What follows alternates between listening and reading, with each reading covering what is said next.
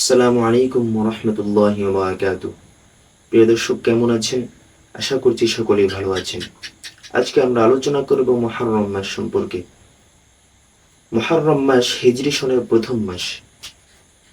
এই মাসটি আল্লাহ তাআলার কাছে যেমনইভাবে গুরুত্বপূর্ণ একটি মাস, ঠিক তেমনিভাবে তার হাবিব নবী সাল্লাল্লাহু আলাইহি ওয়াসাল্লামের কাছেও ফজিলতপূর্ণ এবং গুরুত্বপূর্ণ একটি মাস। যে মাসটি সম্পর্কে নবী সাল্লাল্লাহু আলাইহি ওয়াসাল্লাম বেশ কিছু তথ্য আমাদের জন্য দিয়ে গিয়েছেন। সম্মানিত উপস্থিতি, আমরা চাইলে মুহররম মাসে কিছু আমল করতে পারি। আজকে আমরা মুহররম মাসের কিছু আমল নিয়ে আলোচনা করার চেষ্টা করছি। মুহররম মাসের 3টা আমল নিয়ে আজকে আমরা আলোচনা করব। প্রথমত, 1 নম্বর, মুহররম মাসে আমরা চাইলে বেশি বেশি নফল রোজা রাখতে পারি। নবী সাল্লাল্লাহু আলাইহি ওয়াসাল্লাম মুসলিম শরীফের একটি হাদিসের মধ্যে বলেছেন, আফদালুস সিয়ামি বা'দা রমাদান শাহরুল্লাহিল মুহররম। রমাদানুল মুবারকের পরে সবচাইতে শ্রেষ্ঠ মাস, রোজার মাস হচ্ছে আল্লাহর মাস, মুহররমের মাস। এজন্য আমরা চাইলে মুহররম মাসে বেশি বেশি নফল রোজা রাখতে পারি। 2 নম্বর আমল,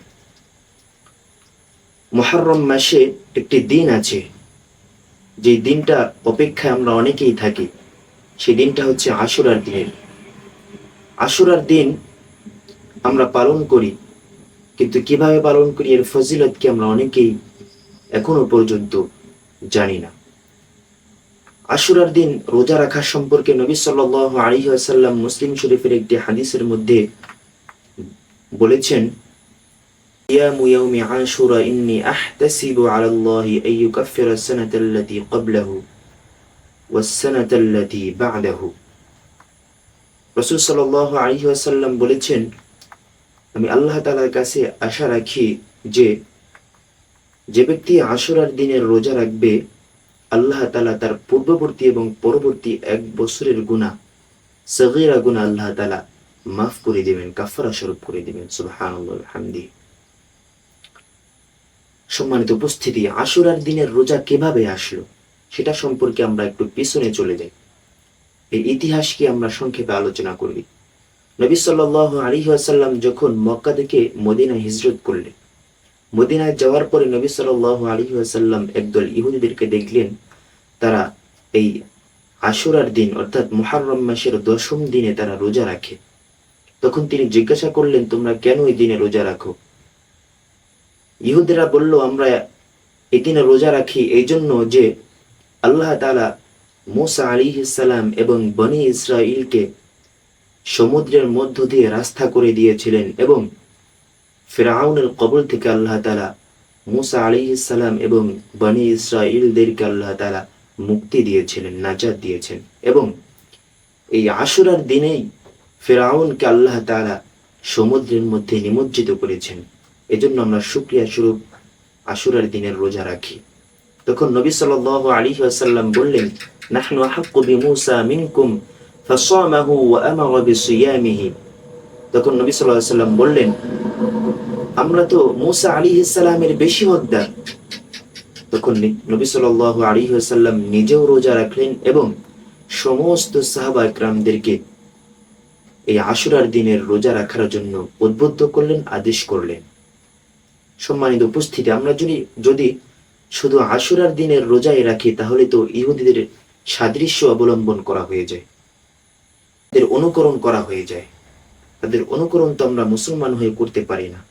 সেজন্য নবী সাল্লাল্লাহু আলাইহি ওয়াসাল্লাম ইবনে খুজাইমার একটি হাদিসের মধ্যে বলেছেন, আলাইহি ওয়াসাল্লাম বলেছেন, সুমু আশুরা খালিফু ফিহিল ইয়াহুদ ওয়া সুমু ক্বাবলাহু ইয়াওমান ওয়া বা'দাহু ইয়াওমান। নবী সাল্লাল্লাহু আলাইহি ওয়াসাল্লাম বলেছেন, তোমরা আশুরার দিনের রোজা রাখো এবং আশুরার দিনের রোজা রাখতে গিয়ে তোমরা ইহুদিদের বিরুদ্ধাচরণ করো। অর্থাৎ ইহুদিরা শুধু আশুরার দিনের রোজাই রাখে, তোমরা একদিন বেশি রাখো। কিভাবে রাখবা? 9 তারিখ অথবা 10 তারিখ, এই 2 দিন রোজা রাখো তোমরা। সেটা না হলে 10 এবং 11 তারিখের রোজা তোমরা রাখো। এভাবে করে আমরা চাইলে আশুরার দিনের রোজা আমরা রাখতে পারি। এ পর্যায়ে আমরা মুহররম মাসের 3 নম্বর আমল নিয়ে আলোচনা করার চেষ্টা করব। আমরা চাইলে মুহররম মাসের আশুরার দিনের আমাদের পরিবারের জন্য বেশি বেশি খরচ করতে পারি। খরচ করলে কি হবে? আল্লাহ তাআলা আমাদের আর্থিক সম্পদের মধ্যে আল্লাহ তাআলা বারাকা দান করবেন, প্রশস্ততা আল্লাহ তাআলা দিয়ে দেবেন।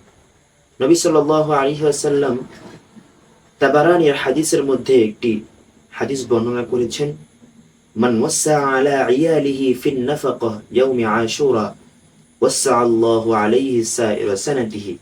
যে ব্যক্তি আশুরার দিনকে লক্ষ্য করে তার পরিবারের মধ্যে বেশি বেশি খরচ করবে, আল্লাহ তাআলা তার সারা বছরের আয় রোজগারের মধ্যে আল্লাহ তাআলা প্রশস্ততা এবং বারাকা দান করবেন। সুবহানাল্লাহ। সম্মানিত উপস্থিতি, এজন্য আমরা চাইলে মুহররম মাসের এই 3টে আমল আমরা করতে পারি। আল্লাহ তাআলা আমাদেরকে তৌফিক দান করুন, আমিন। আসসালামু আলাইকুম ওয়া রাহমাতুল্লাহ। দেখা হবে অন্য কোনো ভিডিওতে।